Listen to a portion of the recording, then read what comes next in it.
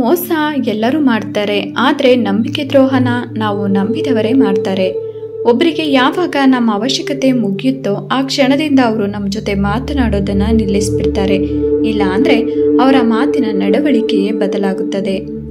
ನಂಬಿಕೆ ಅನ್ನೋ ಸೇತುವೆ ಒಂದು ಸಾರಿ ಕುಸಿದು ಬಿದ್ದ ಮೇಲೆ ಕ್ಷಮೆಗಳ ಮಳೆ ಎಷ್ಟೇ ಸುರಿದರೂ ಏನೂ ಪ್ರಯೋಜನವಿಲ್ಲ. ನಮ್ಮ ಅತಿಯಾದ ಭರವಸೆಗಳೇ ನಮ್ಮನ್ನು ಸುಡುತ್ತದೆ. ಹಾವಿನ ಹಲ್ಲಿನಲ್ಲಿ ಇರುವ ವಿಷಕ್ಕಿಂತ ಮನುಷ್ಯನ ದೃಷ್ಟಿಯಲ್ಲಿರುವ ಅಸೂಯೆ ತುಂಬಾನೇ ವಿಷಕಾರಿ.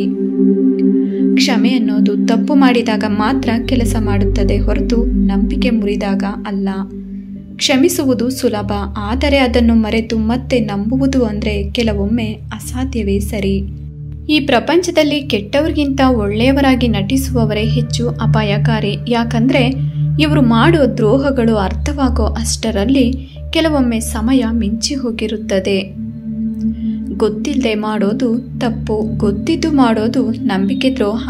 ತಪ್ಪನ್ನು ಕ್ಷಮಿಸಬಹುದು, ಆದರೆ ಮೋಸವನ್ನಲ್ಲ. ಸ್ನೇಹಿತರೆ, ಈ ಪ್ರಪಂಚದಲ್ಲಿ ನಿಮ್ಮನ್ನು ನೀವು ಕಳೆದುಕೊಳ್ಳುವಷ್ಟು ಯಾರನ್ನು ನಂಬಬೇಡಿ. ದುರ್ಜನರ ಮೋಸಕ್ಕೆ ಒಳಗಾದವರು ಸಜ್ಜನರ ಸಂಘಕ್ಕೂ ಕೂಡ ಹೆದರುತ್ತಾರೆ. ನಂಬಿಕೆ ದ್ರೋಹದಿಂದ ನಂಬಿದವರನ್ನ ಎಷ್ಟು ನೋಯಿಸ್ತೀರೋ ಸಮಯ ನಿಮಗೆ ಅಷ್ಟೇ ನೋವನ್ನು ಕೊಡುತ್ತದೆ. ಇದು ಮಾತ್ರ ಎಂದೆಂದಿಗೂ ಸತ್ಯ. ನಾಣ್ಯಕ್ಕೆ ಹೇಗೆ ಎರಡು ಮುಖ ಇರುತ್ತೋ ಹಾಗೆ ಮನುಷ್ಯನಿಗೂ ಕೂಡ ಎರಡು ಮುಖ. ಒಳಗೊಂದು ಹೊರಗೊಂದು, ಅವಶ್ಯಕತೆಗೆ ತಕ್ಕಂತೆ ಬದಲಾಗ್ತಾರೆ ಅಷ್ಟೇ. ಈ ಪ್ರಪಂಚದಲ್ಲಿ ಅತಿ ದುಬಾರಿ ವಸ್ತು ಅಂದರೆ ನಂಬಿಕೆ. ಅದನ್ನು ಉಳಿಸಿಕೊಳ್ಳಲು ತುಂಬ ವರ್ಷಗಳೇ ಬೇಕು, ಆದರೆ ಅದನ್ನು ಕಳೆದುಕೊಳ್ಳಲು ಒಂದೇ ಒಂದು ಕ್ಷಣ ಸಾಕು.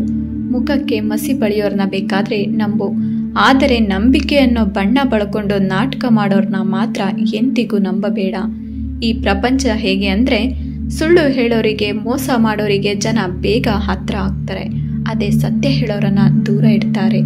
ನಂಬಿಕೆಗಳು ಸತ್ತಾಗ, ಸಂಬಂಧಗಳು ಸಮಾಧಿಯಾದಾಗ, ಭಾವನೆಗಳಿಗೆ ಬೆಂಕಿ ಬಿದ್ದಾಗ ಈ ಭೂಮಿಯಲ್ಲಿ ಸಾವೇ ಒಂದು ವರ, ಬದುಕೆ ಒಂದು ಶಾಪ.